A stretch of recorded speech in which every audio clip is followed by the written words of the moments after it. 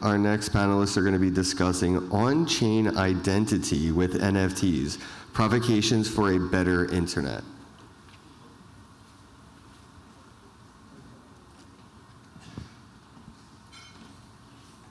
Hello, how was everyone? Wow, that was really loud, you guys. Cheerleader at the back. So we're going to do a little bit of an exercise. Everyone get up. Let's get up. Everyone get up. Do a little stretch. This is going to be the most fun panel you've gone to today. So I see a few people sitting down. Do you mind standing up, joining us? I know you're like, oh no, this guy's asking me to stand up. I'm like checking my texts, but no, I would like everyone to stand up. Everyone's going to be very engaged. This is going to be a fun panel.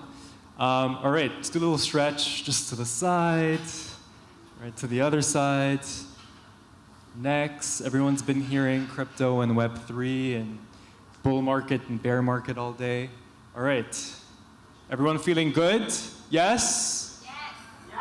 Let's hear that, yes? Yeah. Okay, let's sit back down. Thank you.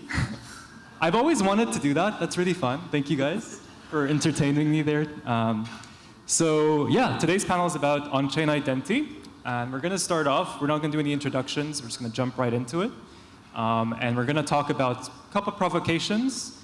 And then we're going to jump into a few questions around on-chain versus off-chain aspects of identity. And we're going to have some Q&A today as well. So maybe we can start off with a couple of provocations. Does anyone want to throw out sort of a perspective on on-chain identity that they'd want to share?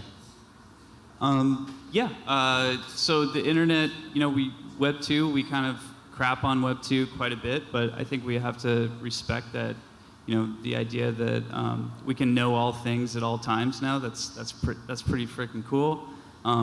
We've had 15 years of this model. It's proved rapacious to certain aspects of human psychology in terms of the models that have been built around it. And my provocation is that we got a lot of great stuff from Web 2, but it's time to evolve from Web 2 to Web 3. And a key aspect of that is how we're going to be handling identity on this new internet. Yeah, totally agree. I mean, we've seen a lot of identity throughout the time in the past. We've got federated, centralized identity, and we haven't seen the best performance of that. It's got us to where we are today. But we're relying on devices, username and passwords, and things like that as a presence to that identity, emails, and so on and so forth. And that's not necessarily the best way to connect the meatverse to the metaverse at the end of the day. What we're getting into is a situation where we're starting to see a lot of problems in terms of fraud and issues around that. And so we really need something where we can have trust in this new environment and get it right this time. So I think it's really important that how we move in this new space, that we go in the right direction from really early on. Yeah, thank you for those. Maybe we can take a step back and just talk about what is identity really? Like, how does identity form? And the way I think about identity is it's kind of the net of the experiences that we have and the things that we love, our affinities. So like, I grew up in a mixed household. My mom's Lebanese, my dad's Greek. That contributed to my identity. And so did my affinities, the things that I like. I really love coffee. I love gaming. I love traveling. Those are kind of main components of who I am. And if we think about how that makes up kind of digital identity right now, kind of the things that we do online are recorded, the things that we like are also recorded, and they're stored in these centralized databases that Meta and Google and the other centralized platforms host for us. And the provocation, or kind of like the reality that we're starting to see, is that Web3 is basically this movement or kind of momentum around decoupling our data and our identities from these centralized databases and placing them in these data backpacks that we can carry around with us across the web. And so this opens up an entirely new paradigm for the web. What does that mean? How do things start operating if this is true? And that's sort of the provocation of Web3 in my view. So I'm really curious to hear more from you, Alastair, on how or maybe let's start with Dylan. How are you thinking about kind of the state of the art in terms of like the technical layers that you're seeing in Web3 and how you see that evolving? Well, fortunately, the good folks at the Web3 Consortium, or W3C, which is the same group that approves standards like HTTPS, if you've ever heard of that. That was one of the last major ones they did. It's a popular one. Yeah, it's a good one. It's a real hit. And this group approved something recently called, well, they've approved two things, DIDs, or DIDs, and verifiable credentials. And these two technical layers are supremely important. Most people don't know what they are the same way that like most people didn't know what an NFT was 4 years ago or something like that, right? But they're going to prove to be incredibly important technical layers for how we build out decentralized identity infrastructure as time goes on. So not to get too deeply into it, but you were talking about the siloization and the sort of platform basis, if you will, of Web 2, and I believe we will go to more of a P2P orientation, or people-oriented, individual-oriented, or entity-oriented, or self-custody oriented, I guess. And to the extent that that's true, then you're going to need some sort of unified, decentralized identity layer that handles that.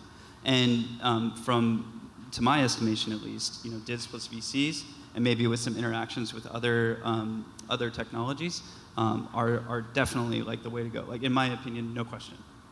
Yeah, we're definitely going to have to double click on-chain versus off-chain, DIDs versus NFTs. So we'll definitely get back to that. But I'd love to hear from you as well, Alastair, on like what are some of the problems that you've seen, and I guess questions around fraud that you brought up earlier, and also the need for merit-based reputation in this space and how that might tie in with the question of on-chain identity. Yeah, I mean, we're working with a number of projects at the moment, some of the NFT marketplaces, and what they're seeing at the moment is they've got artists who are working as part of brands, and then they're putting them on marketplaces, and then they're having to speak to marketplaces where they're constantly removing fraudulent NFTs on these other sites. And they have got teams that are working to keep everything in good order. And what we really need to see, that when you interact with these NFTs and these services in this environment, is you're buying an original item. You're getting the one off the original artist. And that's a benefit for the artist, it's a benefit for the marketplace, and it's a benefit for the individual. So there's a massive need to use these DIDs and these verified credentials at source to establish the artists that they are the originator of that piece. They can then use these verifiable credentials to sign against it with their DIDs and then establish against the NFT that is an original piece of art in terms of that. And then they can also co-sign it with the brand that they work with in conjunction with that and say that they only sell maybe at this marketplace or that marketplace. So this is something that's become quite endemic.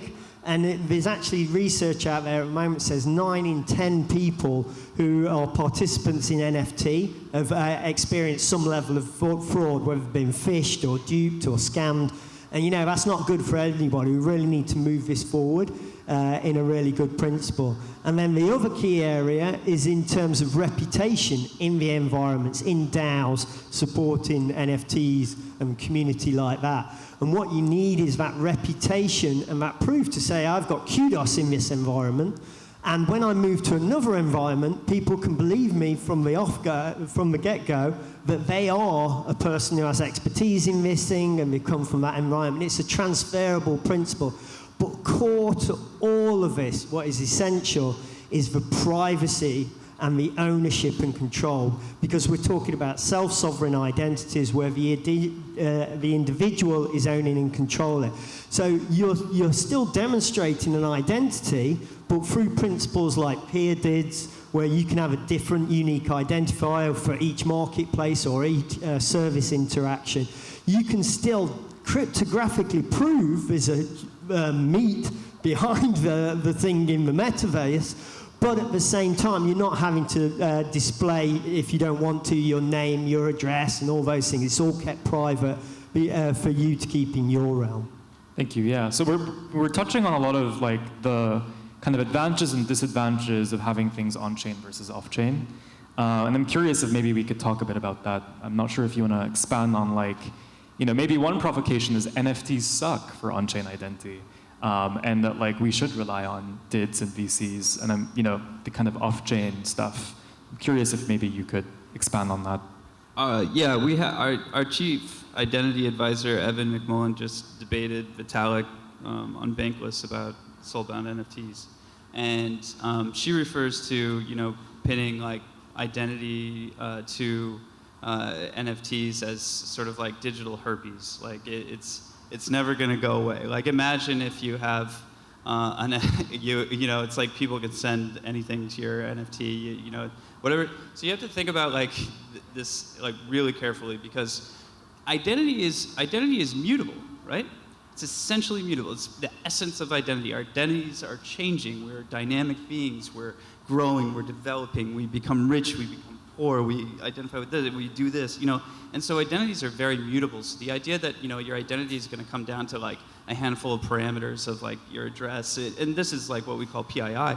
Like that couldn't be more untrue and more unsafe. Like more untrue in terms of the vision of a Web3 identity. Like that's just a small aspect of it. You can do an off-chain VC attestation of like PII if you need to without exposing your PII, right?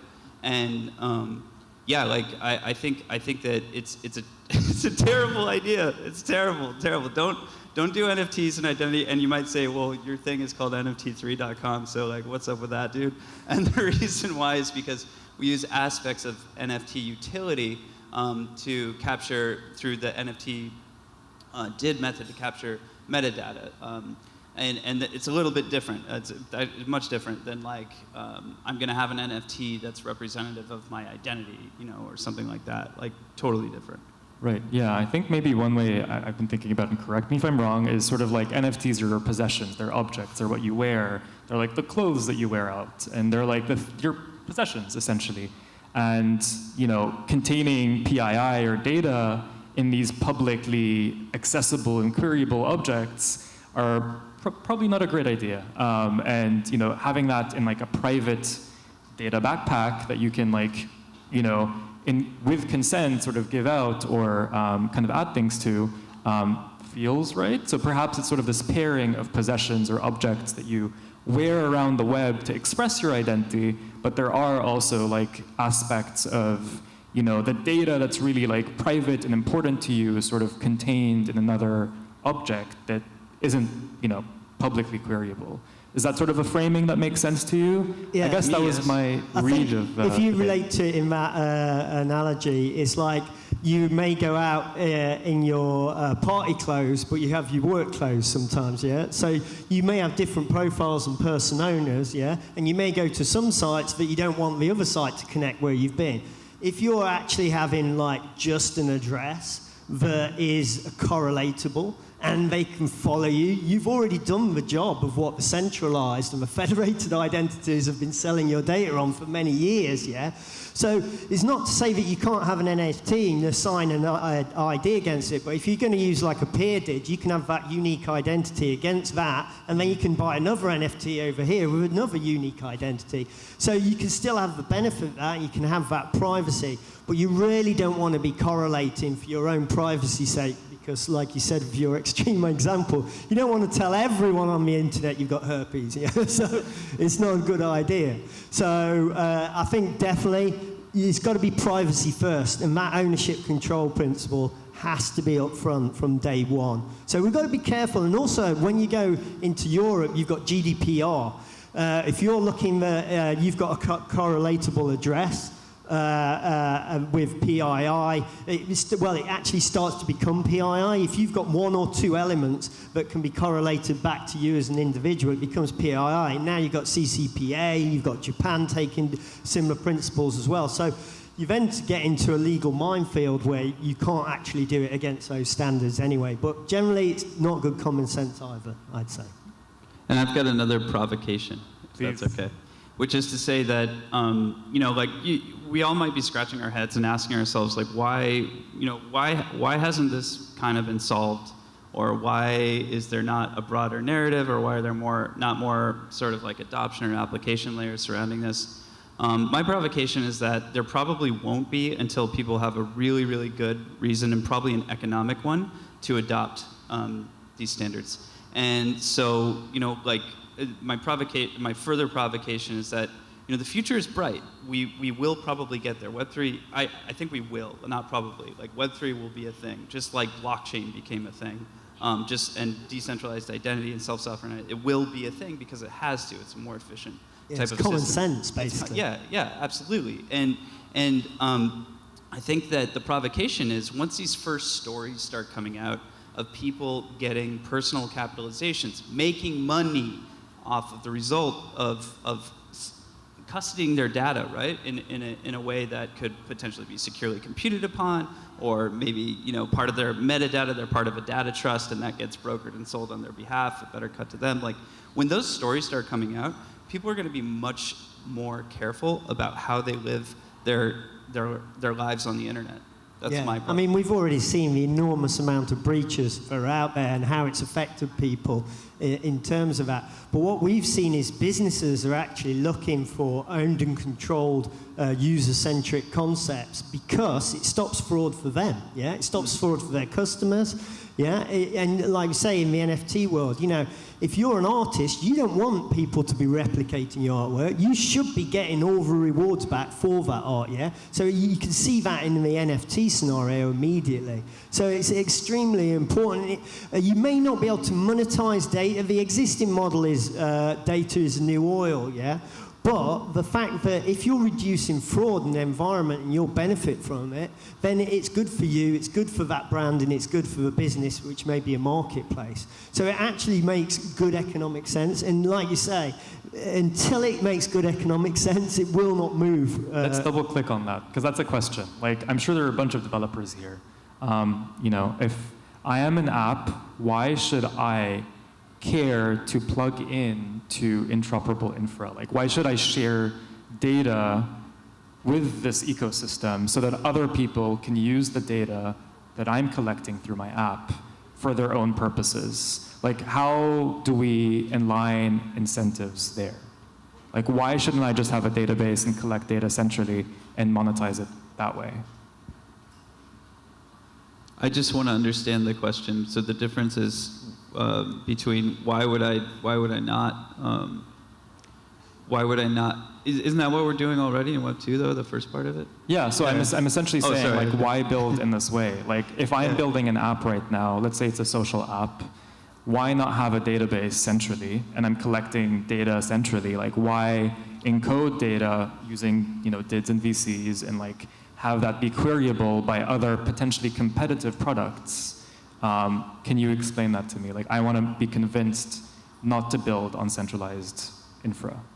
Yeah, that's a great question. Well, I think the first one's data breach, because if you have built centrally, look at Okta recently, meant for access and control. Someone got in all the keys. Look at Facebook. Someone got in the back end and got the keys out, yeah? In terms of the data, they've been pillaged. In terms of some of the biggest brands in the world, someone's gone in, taken out all that data that's been pulled there. It's not safe. We're actually talking to brands that don't want to touch PII. They want to do what they do best. They don't want to be holding that PII, yeah? Because it concerns them that they've got the potential to be fined enormous amounts. And so regulation has given it a nudge in the right direction, but it's a common sense direction. So then the point there is putting it in a neutral space where you're not governing it and you are not responsible for data breaches allows you to sort of offload the responsibility, but also it's safer, you're saying? Well,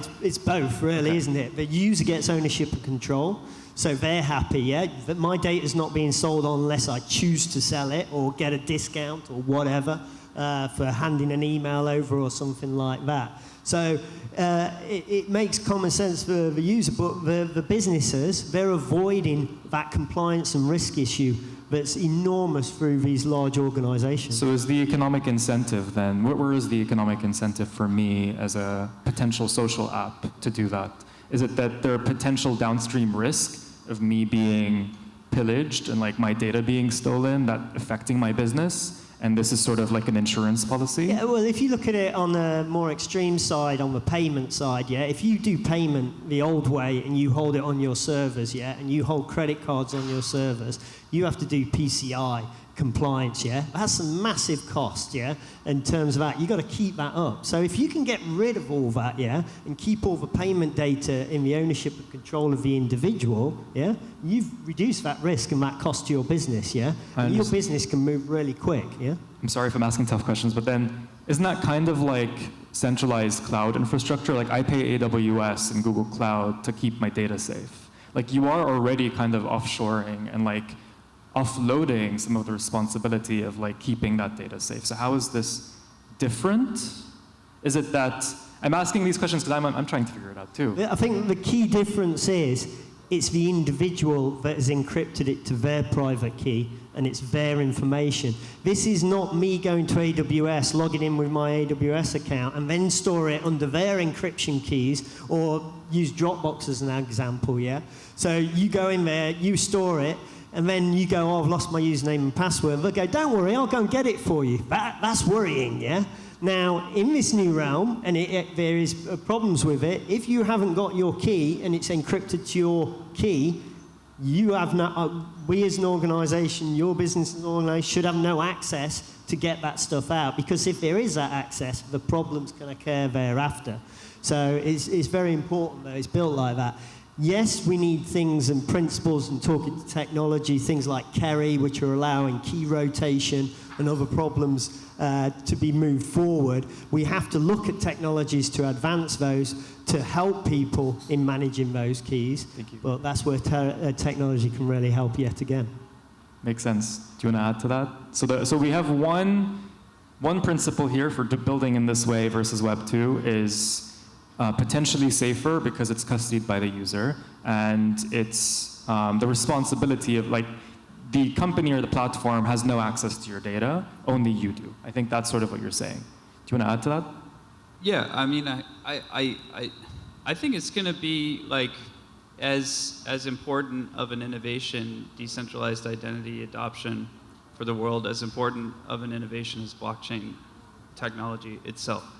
And I think it's going to have ecumenical effects on the entire, all of our lives. And there's going to be use cases and efficiencies that develop that, that we may not conceive of, but some can be conceived of today. Like, for example, the one that I always extol and talk about a lot, and which is really interesting, is this idea of like genomic, like access to your genome, right? And right now, a lot of companies, it's a business model. So, and I talk about this because it's a business model that exists right now. So 23andMe and Ancestry.com, you know, you... Centralized. Yeah, centralized, of course. So you pay for the privilege of, you know, getting, and it's kind of cool. It's kind of a cool product. Like you get to learn a little bit about yourself or about your genome, blah, blah, blah. And that's really cool, and so you pay for it. On the back end, a lot of people don't understand that these companies, like up to half of their rev gen is actually based on selling your genomic data to researchers, primarily pharmaceutical companies. These contracts are actually really, really big. Millions, sometimes hundreds of millions of dollars deals have been done.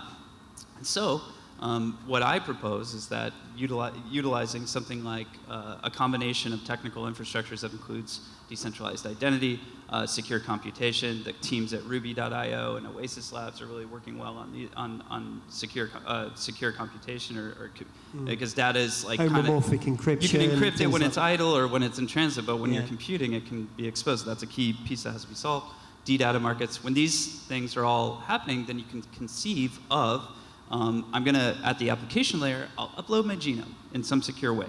Then every time a researcher accesses it, I get paid some sort of fee. Yeah. The TLV, or total lifetime value estimates on a person's genome, whether they live in Botswana or here in Manhattan, is between $2,000 and $20,000. That's not nothing, as Jordan Peterson likes to say. That's actually really, really significant. That's just one use case. Yeah. Right, for this. I totally agree. I really do believe that digital identity is going to be the gateway to the internet in the future. In the past, it was your browser, it was your username and password, it was your device. I think in future, especially with combinations of biometrics, owned and controlled in the realms of the user, you will access through your digital identity. And that will remove that need. At the moment, most businesses look at your device. Have you still got the same device? Have you been in this area? Are you in New York or are you in London? Are we going to let his card go through and stuff like that? It's not about where my device is. I may have 2 phones. I do have 2 phones.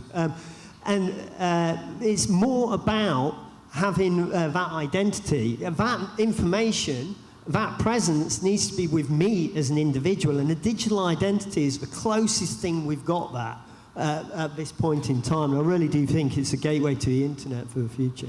And the other like crazy, super cool thing is that it potentially solves what is a basic computer science problem, which is realness, right? If you can accrue enough sort of parameters or mapping to a decentralized identifier, your decentralized identity, then you have something that's is inviolable as a blockchain in the sense that you have all these, you have this chain that's built up over time that would be really, really hard to attack, right? Same idea, but with people, you have an accrued reputational history or accrued attestations or accrued, blah, blah, blah. And this actually solves a basic computer science problem of realness on the internet. Yeah, totally. And if you could imagine that one day when you come to fill that enormous form in, you can just use your digital identity to call on all those assets, and you never have to spill any privacy at that point. The potential is immense. Are you announcing our encore? No, they're sending me here to send you out of here. Sorry, guys, running out of time, but give them a big round of applause, guys. Thank you, thank you. Let's keep things moving. Much appreciated. Thank you very much. Thank you.